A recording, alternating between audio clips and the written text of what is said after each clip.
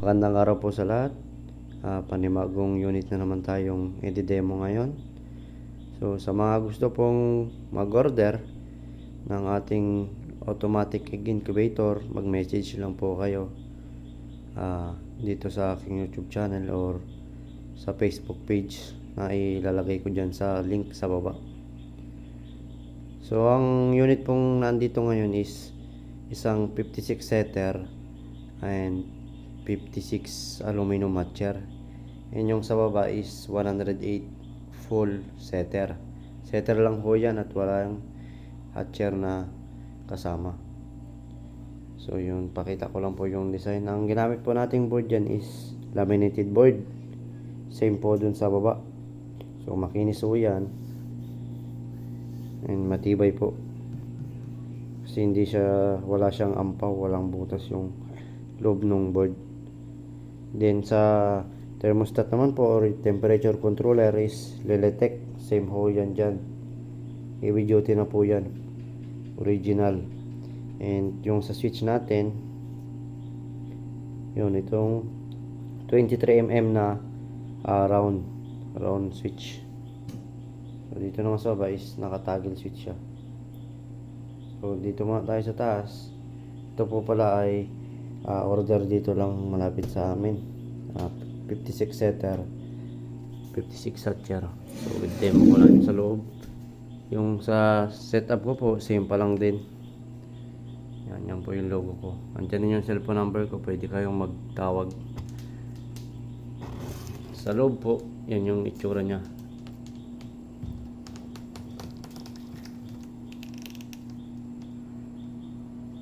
Ito ay 56 setter ito. Ngayon po ang ginagawa ko dito sa aking setup, so hindi ho to kaparehas ng mga nagdi-DIY lang, kasi ang ginawa ko po dito is nilagyan ko siyang limit switch. So slider ho yan, para makipakita ko lang sa iyo, para sa inyo yung setup ko, para hindi nyo maikumpara yung price na masabing medyo mahal. May price na kasi in-upgrade ko na po siya na may limit switch. So ang tama po talagang setup dyan is naka-tilt. So kita nyo naman na naka-slant. Lipas ng 2 oras, lilipat yan dito sa kabila. Kaharap yan dito na naka-slant. So ganyan ho ang setup nyan. Yun. Tutunog ho yan dyan sa, sa limit switch natin. Pag na-reach nyo na yung pagka-tilt na ganyan. So kita nyo naman po, slant na slant siya. So ganyan po yung setup nyan. Sa baba naman po, ito yung aluminum hatcher natin with 4 partition. So yan po, nilagyan ko yung plastic screen. Din sa baba naman, ito yung water pan natin. So punuin nyo lang to, walang problema yan. Kasi may ventilation naman tayo sa ibabaw at sa baba. Yan, dalawang 50 watts na frosted bulb and yung blower pa natin. So ganyan po yung setup ko, Then may safety features pa tayong switch and yung fuse.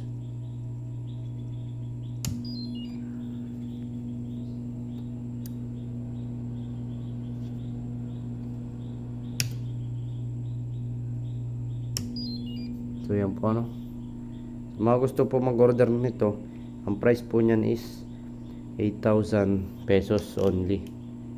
So sa itsura naman po, kita nyo naman yung pagka-finish nya. Ito po ay acrylic glass, kaya pwedeng biyahe sa malayo. Yung price po ng 8,000 is plus shipping fee kung medyo malayo kayo, kasi dito ako sa Camarines Norte. Sa baba naman po, ito pakita ko naman sa inyo. Lelitech thermostat din po siya. And ito yung setup natin sa switch. Main switch, automatic, manual, power, and heater, right and left. And yung candler. May candler ho yun sa ibabaw. Sabay dito sa ilaw.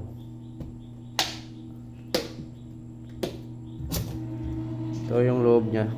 Ang ginamit ko po dito is Cantal coil 130 watts. Then yung PropTech na blower pa natin 4 inch lang ho yan. So kaya niya naman i-circulate yung hangin dito. Dalawa pong 54 Rieger na tray. Yun yung sa baba, kasi alam ko ginagawa dito nung nag-order sa akin, kasi pangalawang order niya na. Setter lang yung pinagawa niya, pero yung baba ginagawa niya nga chair. So pwede naman ho yun, basta masipag lang kayo maglinis. So yan po ano. Then ito naman po yung water pa natin. Itakip lang siya na may butas para sa humidity purposes.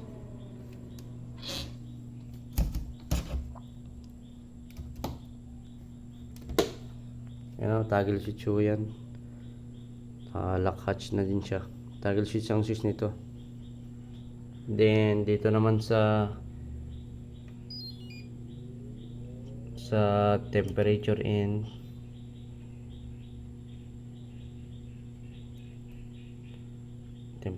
humidity reader.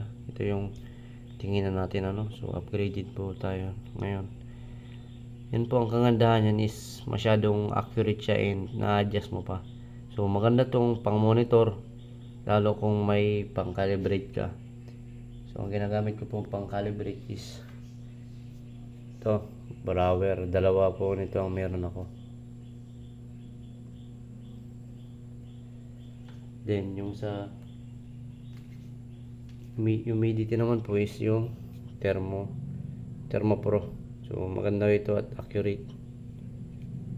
Yung humidity niya accurate. So yun lang po ano. Sa mga gusto po mag-order, message lang kayo sa akin. Made to order ho tayo. Then 2 to 3 days po okay na yung unit. Then calibration na noon mga 1 day. So mga 3 to 4 days yung ship.